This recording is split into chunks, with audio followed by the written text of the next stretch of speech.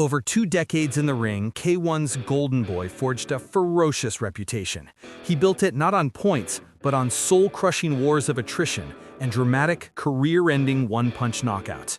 For years, he iconically shut the lights out on his opponents, amassing a collection of prestigious titles and turning his name into a synonym for non-stop, primitive action. In this first edition of Kickboxing Legends, you will witness the Chronicle of Destruction by Badr Hari, the most charming and dangerous bad boy in K1 history. His story is that of a first-generation Dutchman. Badr Hari was born on December 8, 1984 in Amsterdam to a family of Moroccan immigrants. His father took the 7-year-old boy, marked by fate with the birthmark, to a kickboxing gym. The goal was simple. Hari needed to learn how to fight back against the street bullies. Soon, he wasn't just fighting them off, he was leading them by right of might. However, as a teenager, Badr was lucky enough to channel his aggression in the right direction. He found his way to the legendary Tom Harenk, a man known as nothing less than the godfather of the Dutch school of kickboxing. His famous Chakuriki Gym became a second home for the future Golden Boy, and simultaneously, a crucible of war where Moroccan steel was forged in the fire of sparring. In that same flame, giants like Peter Aerts and Branko's Chakurich were molded, so the young Hari, absorbing the wisdom of legends, was destined for success. His slender build and unassuming appearance did not fool the experienced coach. Harenk developed the 2-meter-tall student's jaw-shattering right hand and kicks that cracked like a whip. By the time he came of age, Badr had 40 amateur fights under his belt, and in 2002 set out to conquer the professional scene with the status of a seasoned knockout artist. He himself recalled with a smirk, "The only difference was that I was fighting for money instead of for free, but it was nice." It was then, at the dawn of his career, that the Moroccan made his sole and fatal debut in mixed martial arts. It ended in 22 seconds with a crushing and humiliating forearm choke. Hari would never return to MMA, focusing entirely on his native discipline, where his career would unfold much more successfully. The 18-year-old Badr walked a warrior's path, and in that same year, 2002, he captured the Dutch Muay Thai title. It was then that the bad boy reputation rightfully stuck to him. He formulated a simple philosophy for success. "I realized right away, knock people out and they will love you no matter what." The defiant Moroccan's achievements did not go unnoticed. In June 2003, on short notice, he received an offer he couldn't refuse, a fight against the elite of kickboxing, Alexei Ignashov of Belarus. Hari himself explained his decision simply. "I had never seen so much money in my life, so of course I agreed. So what if he could knock me out?" The Red Scorpion was a part of the sport's aristocracy and had brutally beaten the future K1 king, Semi Schilt, in his career. Nevertheless, even a massive 18-kilogram weight disadvantage didn't stop Badr from punching above his weight. Courage and youthful maximalism carried Hari into the third round, where he still looked respectable against the giant. But when Ignashov decided to turn up the heat, the difference in class became apparent. A crushing cross to the body convinced the Moroccan's body not to get up. However, the big Belarusian brother, impressed by the young man's tenacity, helped his defeated opponent to his feet in a show of respect. Having truly demonstrated his potential, Badr continued to gain experience, not leaving the country for 2 years while relentlessly racking up victories. The main event of 2004 was a clash with Gökhan Saki. The Turkish Tyson lived up to his nickname with both vicious knockouts and a fierce temper. From the opening bell, the fighters engaged in fierce exchanges, but the lanky Badr didn't take long to establish his dominance at range, and then a right hook stopped the tank like Saki. After the second round, his opponent's corner refused to let him continue. The year 2005 promised to be his breakthrough, and the fighter started it by executing Mirko Krokop Filipovic's sparring partner. In June, Hari faced Stefan Leko, a German who fully justified his nickname, Blitz. The young prospect's burning eyes didn't intimidate the hardened German, but Badr succeeded in angering him and luring him into an unfavorable brawl.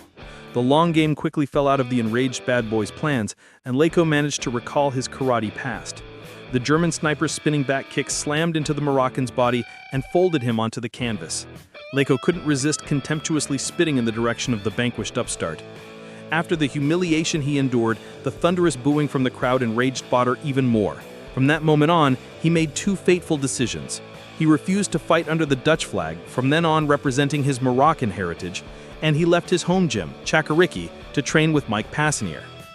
At the same time as changing mentors, the 20-year-old Badr received an invitation from K1. The world's premier kickboxing organization wanted to see his rematch with Leko. Before the fight, he promised, "Tonight I will send Stefan into retirement." In the November 2005 encounter, Badr was more than happy to have the chance to fully repay Stefan. This time he tried to keep his distance, but a series of piercing body shots from the German forced the Moroccan to press the action. Seizing his moment in the second round, the Golden Boy got his revenge on Leko. A hurricane spinning high kick instantly turned out the Blitz's lights. Revenge had never been so sweet. After showing respect to his former foe, Badr uttered a phrase into the camera that would become prophetic. "For the next 10 years, I will be the master of K1. There's a new boss in town." However, in March 2006, these bold words failed to impress Australian Peter Graham, who put the fiery youth in his place, calling him the queen of the ball and promising to knock him out. Emotionally, Badr couldn't stand his ground in any sense. In the ring, the confrontation lived up to its billing, but in the final seconds of the fight, Graham loaded his cannon. With a masterful rolling thunder kick, the Australian shattered the bad boy's chin to pieces, breaking his jaw in 4 places. If you play the bad boy, you get hit hard. Only 6 months later did the Moroccan return to the ring to face the Ossetian destroyer Ruslan Karaev. Feeling the immense pressure, Badr was a live wire before the fight, lashing out at every opportunity and threatening his opponent. He will go to sleep and never wake up. But the fight started with Badr in a reserved manner.